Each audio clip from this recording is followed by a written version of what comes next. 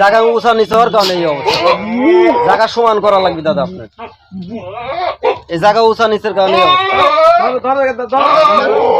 জায়গা সমান করা লাগবে।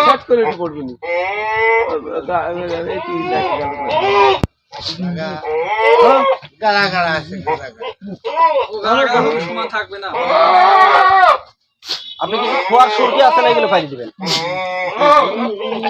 ধরো ধরো ধরো ধরো